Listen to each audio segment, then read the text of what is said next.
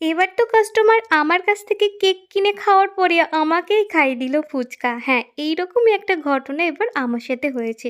চলো তোমাদের সাথে শেয়ার করে নিই। এই কেকের বিজনেসে আসার পর থেকে নিজে যেমন কেক সেল করেছি তার থেকেও বেশি পেয়েছি গিফট আর অনেক অনেক মানুষের ভালোবাসা। তো একটা দিদি আছে যে প্রথম থেকেই আমার কাছ থেকে বারবার কেক নেয়, সে আমার প্রতিদিনকার কাস্টমার বলা চলে।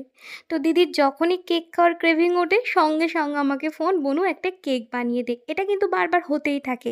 আর দিদির কাজগুলো না হঠাৎ হঠাৎ আসে, আর আমি সত্যি বলতে ফিরিয়েও দিতে পারি না, যেহেতু দিদি আমাকে প্রচণ্ড ভালোবাসে।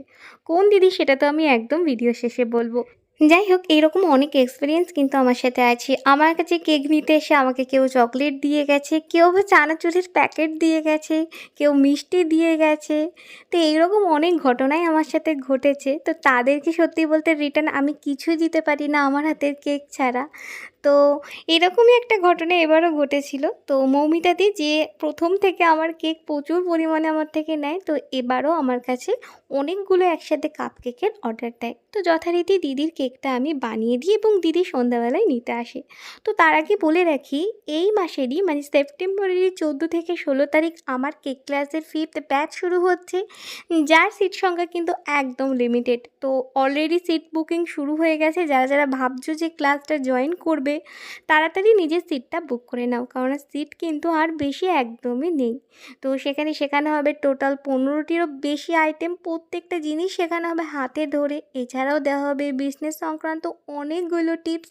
তো আবারও বলছি, যারা যারা চাইছো নিজেদের সিটটা কিন্তু বুক করে নিতে পারো। আর আরও ডিটেলে জানার জন্য স্ক্রিনে দিয়ে আমার হোয়াটসঅ্যাপ নাম্বারে আমার সাথে কন্ট্যাক্ট করে নিও।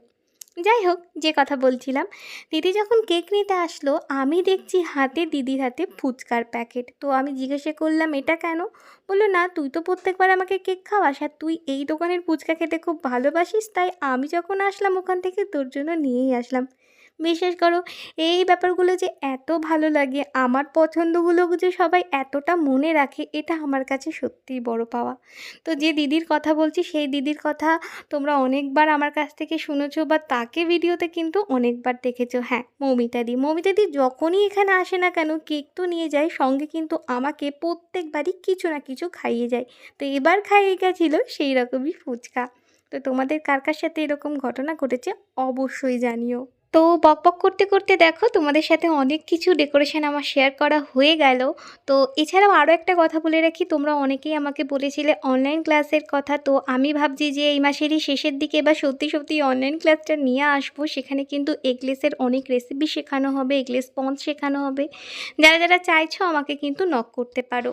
যাই হোক, দেখো বকবক করতে গিয়ে কিন্তু কেকের ডেকোরেশনের একদম শেষের দিকে চলে এসেছি, আর এবারে করে নিচ্ছি নিচের দিকটা বর্ডার। আর একদম ধারগুলো একটু গোল্ডেন ডাস্ট দিয়ে দিয়েছি যাতে কেকটি একটু ফোটে। আর আমি আজকে কেকের কালারটা একদম স্কাইয়ের সাথে হোয়াইট রেখেছি, হয়তো অন্য কালার দিলে বেশিই ফুটতো। আচ্ছা তোমরা বলো তো, এই কালারটা যদি আমি অন্য কোন কালার দিয়ে করতাম তাহলে বেশি ফুটতো? তাহলে নেক্সট কোনো কেকের ডেকোরেশন আমি সেই কালার দিয়েই করব।